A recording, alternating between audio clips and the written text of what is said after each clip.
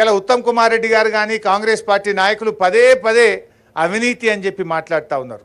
అసలు అవినీతి గురించి మాట్లాడే నైతిక హక్కు కాంగ్రెస్ పార్టీకి ఉందా? అవినీతికి care of address Congress party.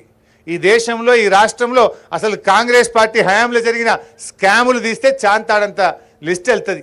ఆనాడు మీరు జలయజ్ఞంలో తెలంగాణ ప్రాంతంలో మీరు ఎన్ని ప్రాజెక్టులు చేపట్టినారు? అసలు ఒక్క ప్రాజెక్ట్ అన్న తెలంగాణ ప్రాంతంలో పూర్తయిందా?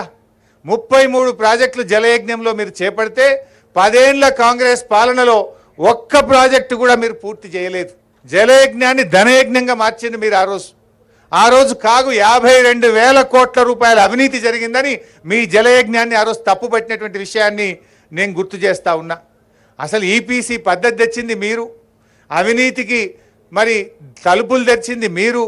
మేము వచ్చిన తర్వాత ఈపీసీ విధానం రద్దు చేసినాం, మీరు పెట్టిన మొబిలైజేషన్ అడ్వాన్స్ను రద్దు చేసినాం. ఇదే ప్రాణహిత చేవెళ్లలో 0.5% ఉండే సర్వే అండ్ మొబిలైజేషన్ అడ్వాన్స్కి ఇచ్చే సర్వే కోసం ఇచ్చే మొబిలైజేషన్ అడ్వాన్స్, దాన్ని 3.5%కు పెంచి ఇవాళ అడ్డగోలుగా కాంట్రాక్టర్ల జేబులు నింపింది ఇవాళ ఆనాటి కాంగ్రెస్ ప్రభుత్వం. సర్వే అండ్ మొబిలైజేషన్ అడ్వాన్స్ల పేరు మీద పెద్ద ఎత్తున ఇవాళ మీరు ఆ రోజు డబ్బులు దోచిపెట్టినటువంటి ప్రయత్నం చేసినారు. 4 ఏళ్లలో ప్రాణహిత చేవెళ్ల ప్రాజెక్టు పూర్తి చేస్తామని చెప్పిన మీరు 4 ఏళ్లలో మీరు చేసిన పని 160 కోట్లు, సర్వే అండ్ మొబిలైజేషన్ అడ్వాన్స్ మీద ఇచ్చింది 1,450 కోట్లు.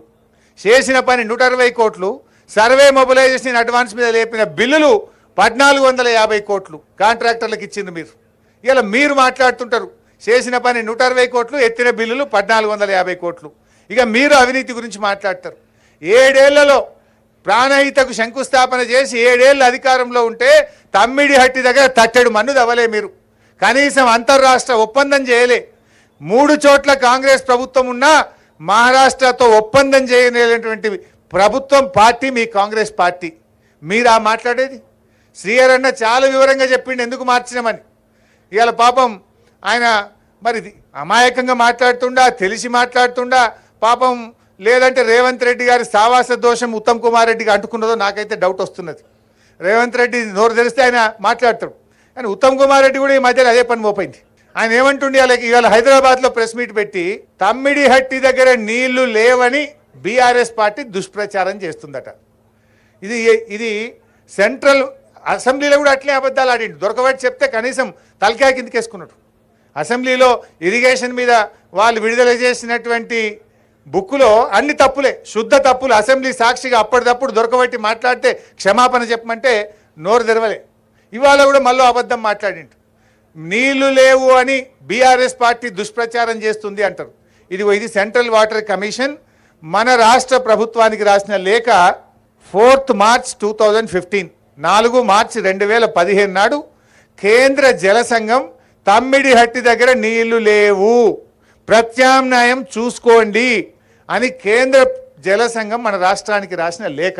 నీకు బంప్తా ఉత్తమ్ కుమార్ రెడ్డి, ఇప్పటికైనా నువ్వు మరి రేవంత్ రెడ్డి లెక్క మారకు, నీ పరువు తీసుకోకు, ఒక మంత్రిగా బాధ్యతాయుతంగా మాట్లాడు. ఇవాళ ఇదేదో బీఆర్ఎస్ పార్టీ చేస్తున్న ప్రచారం కాదు ఇది కేంద్ర ప్రభుత్వం CWC రాసిన లేఖ ఇది.